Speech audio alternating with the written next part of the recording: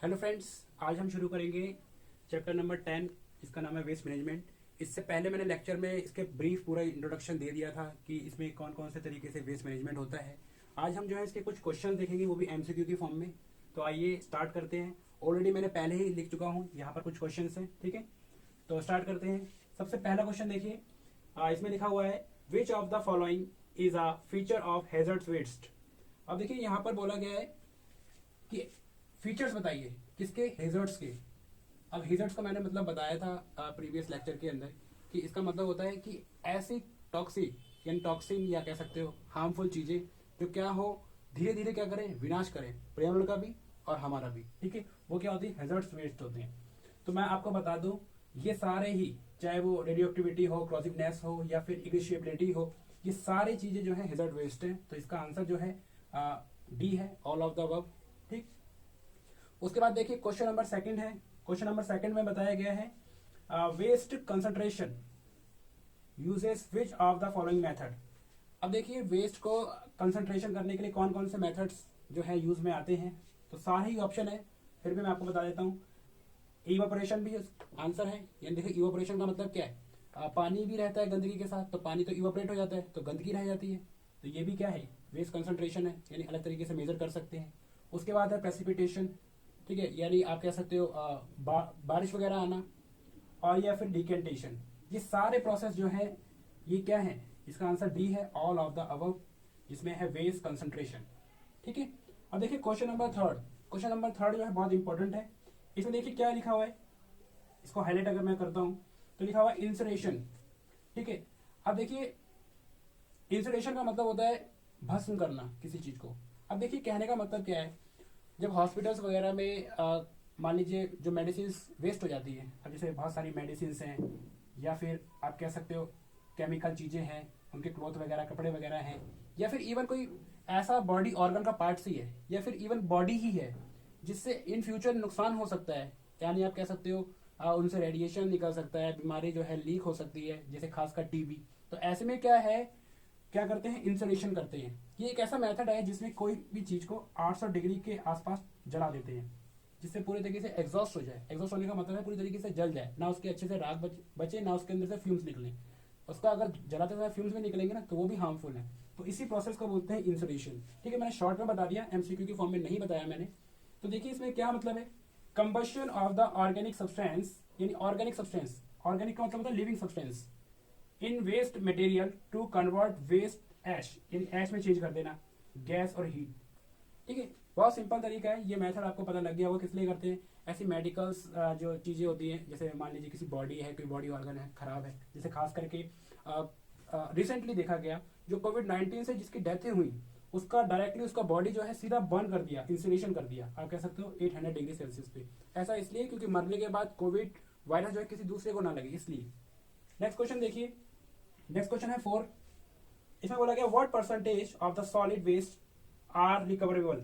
अब देखिए recoverable, recover कर सकते हैं कौन कौन से, कितना परसेंट है जो हम सॉलिड वेस्ट जो है रिकवर कर लेते हैं। सॉलिड वेस्ट का मतलब क्या है, जैसे मान लीजिए कोई चीज प्लास्टिक है या फिर और आयरन वगैरह है, लोहा वगैरह है, ये इसको हम किस तरीके से बाद में रीयूज कर सकते हैं। तो कितना है इसका परसेंट, आप ये कह सकते हो 10 से 15% ही है। ये परसेंटेज बढ़ाया जाना चाहिए, ठीक है, क्योंकि अगर जो वेस्ट का अगर यूज नहीं करेंगे तो हमारे लिए क्या है, वो हार्मफुल ही रहेगा आने वाले फ्यूचर। क्वेश्चन नंबर देखिए 5, इसमें क्या बोला गया है, which of the following is a suitable for material recover.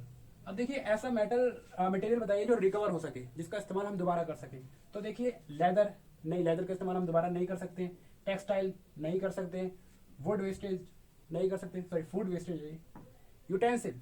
अब देखिए यूटेंसिल का मतलब है जितने भी बर्तन वगैरह हैं या फिर आप कह सकते हो स्टील वगैरह के बर्तन होते हैं, उसको मोल्ड करके या फिर पिघला कर दोबारा बनाया जा सकता है, ठीक है, लेकिन इसका इस्तेमाल नहीं किया जा सकता दोबारा, ठीक है, क्लियर है। तो आपको तो पता ही होगा ये चमड़ा से बनता है, लेदर, क्लियर। उसके बाद देखिए क्वेश्चन नंबर 6 इंपॉर्टेंट है, पूछा भी गया है। बोला गया विच ऑफ द फॉलोइंग जी constitute about 50% of the industrial waste generated in India. बोला गया है 15% जो इंडस्ट्रियल वेस्ट जनरेट होता है वो कौन सा होता है। तो आप कह सकते हो ना ही वो हॉस्पिटल वेस्ट है, वो है हैजर्ड्स वेस्ट, ठीक है। एक ऐसा वेस्ट जो क्या हो, टॉक्सिक हो सकता है और मल्टीप्लाई में स्प्रेड हो सकता है, जिससे क्या हो, लोगों की जान जा सकती हो, ठीक है। तो बड़े बड़े डंपिंग हाउस वगैरह बने हुए हैं, लेकिन हमें जो है इन वेस्टों का ध्यान रखना चाहिए किस तरीके से वेस्ट करना है। खासकर जितने भी केमिकल चिप्स होती हैं या फिर मोबाइल फोन्स होते हैं या फिर आप कह सकते हो मेडिकल इक्विपमेंट होते हैं, तो इन सब से क्या है, ये हैजर्ड्स वेस्ट है। ठीक है, अब देखिए क्वेश्चन नंबर 7 आ गया। क्वेश्चन 7 जो है बिल्कुल रिलेटेड है किससे, क्वेश्चन नंबर 1 से। आप देख सकते हैं यहाँ पर बोला गया था हैजर्ड वेस्ट में इग्निशिबिलिटी। ठीक है, अब देखिए यहाँ पर है इग्निशिबिलिटी का मतलब है कैपेबल ऑफ कैचिंग फायर। अब देखिए बहुत सारी चीजें ऐसी होती हैं जो बहुत जल्दी आग पकड़ लेती हैं, और वो क्या है, बहुत ज्यादा नुकसान पहुंचा सकती हैं। ठीक है, यहाँ टॉक्सिक नहीं है, यहाँ पर एक्सीडेंट कह सकते हो। एक्सीडेंट जो है जो बड़े स्प्रेड हो जाए, बड़े पैमाने पर, यानी इग्निशिबिलिटी का है, यानी ये कैरेक्टरिस्टिक्स है इसका हैजर्ड वेस्ट का। ठीक है, बहुत जल्दी, खासकर क्रूड ऑयल वगैरह का जो वेस्ट होता है उसको ऐसे ही नहीं हम फेंक सकते, क्योंकि क्या है, वो बहुत जल्दी कैच कर लेता है फायर को। उसके बाद देखिए क्वेश्चन नंबर 8 बहुत इंपॉर्टेंट है, ऑप्शन में अब आपको बता देता हूँ, और कई बार कॉम्पिटेटिव एग्जाम में भी पूछा गया है। पूछा गया है कि सस्टेनेबल डेवलपमेंट जो गोल थे वो कब अडॉप्ट हुए, वो कब अचीव होंगे। तो इसका आंसर मैंने यहाँ लिख दिया डायरेक्टली, 2016 से 30 के बीच में जो है क्या कहते हैं, अडॉप्ट हो जाएंगे।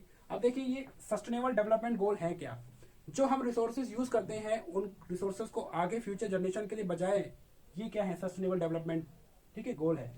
तो बहुत सारी कंट्रीज हैं और खासकर यूएन जो है बहुत बड़ा जो स्टेप उठाने जा रहा है इस रिगार्डिंग की भैया हमें अचीव करना है, जो हम रिसोर्सेज अभी इस्तेमाल कर रहे हैं वो फ्यूचर जनरेशन के लिए भी रखना है, वरना क्या होगा, खत्म हो जाएंगे, इन फ्यूचर जनरेशन क्या करेगी। उसके बाद देखिए क्वेश्चन नंबर 9 है। क्वेश्चन नंबर 9 में बोला गया है कि जो सीएफसी है वो किससे रिलेटेड है। अब देखिए सीएफसी क्या है, सीएफसी एक गैस है जो कि आप कह सकते हो ओजोन लेयर को डिप्लीट करती है। ठीक है, एक ऐसी कलरलेस गैस है, ऑर्डरलेस गैस है, जिसकी ना तो टेस्ट है, ना स्मेल है, ना ही कलर है, और जिसने क्या किया है, ओजोन लेयर को डिप्लीट किया है। अब देखिए ओजोन लेयर, सिंपल सा आप मैं बता सकता हूँ कि ओजोन लेयर एक वो लेयर है जो सन के रेडिएशन को आने से रोकती है, और वो भी बहुत हार्मफुल रेडिएशन। खास करके उसमें एक रेडिएशन है आपका यूवी रेस। यूवी रेस को कौन रोकता है, ओजोन लेयर। अगर ये ओजोन लेयर नहीं होगा तो यूवी रेस जो है डायरेक्टली अर्थ पर आएगा, और अर्थ पे क्या पड़ेगा, सीधा इंसानों पे पड़ेगा, या फिर आप कह सकते हो प्लांट्स पे पड़ेगा, या फिर जितना भी लिक्विड पार्ट है अर्थ का उस पर पड़ेगा। तो जिससे क्या है, बहुत सारे रोग हो सकते हैं। खास करके अगर मैं ह्यूमन की बात बताऊं तो ह्यूमन में कह सकते हो कि सीएफसी अगर उसको डिप्लीट कर देगी ओजोन लेयर को, तो क्या होगा, अल्ट्रावायलेट रेस सीधा अंदर आएंगे। जब अल्ट्रावायलेट रेस अंदर आएंगे तो इससे क्या होगा, ह्यूमंस के अंदर जो है कैटरेक्ट की बीमारी पनपेगी। कैटरेक्ट एक मोतियाबिंद की बीमारी होती है जिसको हिंदी में बोलते हैं। और दूसरा है कि स्किन डिसऑर्डर भी जो है बहुत ही नॉर्मल हो जाएगा। ठीक है, तो इसलिए जो है जितने भी सीएफसी प्रोडक्ट थे जिनसे गैसेस निकलती थी सीएफसी, उनको बैन कर दिया गया है। लेकिन अभी भी बोला जा रहा है कि कुछ कंट्री ऐसी है जो सीएफसी प्रोडक्शन कर रही है। ठीक है, सीएफसी प्रोडक्शन का मतलब है कि ऐसे फ्रिज या एसी बना रही है जिनसे क्या हो, सीएफसी गैस निकलती है। ठीक है, आई होप ये चीज आपको समझ में आ गई होगी। ठीक है, जितने भी क्वेश्चन है मैंने आपको सिंपली वे में समझाने की कोशिश की है। जैसे देखिए अब ये आपके काफी मात्रा में चैप्टर हो चुका है 10, तो आप इसकी प्रैक्टिस अच्छे से करिए। इस चैप्टर की जो चल रही है सीरीज, ठीक है, कंटिन्यू करते हैं कुछ क्वेश्चंस आगे। देखिए क्वेश्चन नंबर 10 है ये। इसमें बोला गया है the world conservation of monitoring centre UK has identified. देखिए यूके ने जो है ना मॉनिटर किए हैं, यानी देखे हैं कि कितने हॉटस्पॉट एरियाज हैं। अब देखिए हॉटस्पॉट एरियाज का मतलब होता है वो एरिया जहां पर स्पीशीज जो है अब एक्सटिंक्ट होने के कगार पे है, मतलब जहां पर स्पीशीज हैं अब खत्म हो रही है धीरे धीरे। तो मैं आपको बता दूं ऑप्शन है इसका 21। ठीक है, तो 21 हॉटस्पॉट्स हैं। अब इन हॉटस्पॉट का मतलब इससे भी कह सकते हो कि वहाँ की जो स्पीशीज है वो धीरे धीरे वहाँ पर खत्म होने के कगार पे हो सकती है। ठीक है, ये हॉटस्पॉट का मीनिंग है। उसके बाद देखिए नेक्स्ट क्वेश्चन है 11। इसका पढ़ते हैं हम लोग और देखते हैं। For managing hazard wastage which of the following strategies are generally adopted. अब देखिए कहने का मतलब क्या है, कैसे मैनेज कर सकते हैं हैजर्ड वेस्ट को हम लोग। तो पहला ऑप्शन है कि वेस्ट को मिनिमाइज कर सकते हैं, कम से कम यूज कर सकते हैं, रिसाइकल कर सकते हैं, या फिर हम कह सकते हैं रीयूज कर सकते हैं। ठीक, या फिर हम कह सकते हैं वेस्ट ट्रीटमेंट कर सकते हैं। तो ये सारे तरीके हैं जिनसे क्या है हैजर्ड वेस्ट को कम किया जा सकता है, मैनेज किया जा सकता है। ठीक है ना, अब ये कहने का मतलब क्या है कि लिक्विड वेस्ट को अलग, सॉलिड वेस्ट को अलग, ठीक है, और जो भी केमिकल वेस्ट होते हैं उनको अलग डिस्पोज किया जाए ताकि उनको आसानी से हो। अब देखिए क्वेश्चन नंबर 12 देखिए। इसमें बोला गया व्हाट इज पैथोजेंस। तो मैंने आपको बता दिया पैथोजेंस। अब देखिए पैथोजेंस में मैंने ऑप्शन दिए हैं आपको मॉस्किटो और बैक्टीरिया। देखो आपको मैं सिंपल सी बात बता दूं, पैथोजेंस होते क्या हैं। आप ये कह सकते हो पैथोजेंस ऐसे समूह होते हैं जो डिजीज करवा सकते हैं। कहने का मतलब क्या है, अब सपोज कीजिए कहीं पर गंदगी पड़ी हुई है और उस गंदगी पर क्या हो, मॉस्किटो या फिर आप कह सकते हैं हाउस फ्लाई उस पर बैठे, और उसके बाद क्या हो, वही मक्खी या फिर वही मच्छर जो है जिस गंदगी पे बैठा था वो क्या करे, सीधा किसी के खाने पर जाके बैठ जाए और वही खाना जो है ह्यूमन खा ले। तो उससे क्या है, उसकी वॉमिटिंग हो सकती है या फिर उसकी हालत जो है उसकी खराब हो सकती है, हेल्थ को इश्यूज हो सकते हैं, ठीक है, इवन उसकी डेथ भी हो सकती है। तो इसमें क्या है, पैथोजेंस मॉस्किटो। क्लियर है? तो आई होप ये पैथोजेंस के बारे में आपको भी समझ में आ गया होगा।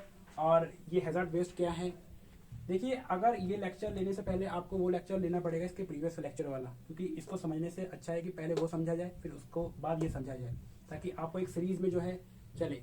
ठीक है, आई होप कि ये जो लेक्चर है, यदि मैंने शॉर्ट्स में 12 क्वेश्चन कराए हैं, आपको समझ में आए होंगे। ठीक है, इसी के साथ मैं ये वीडियो कंप्लीट करता हूँ। Thank you.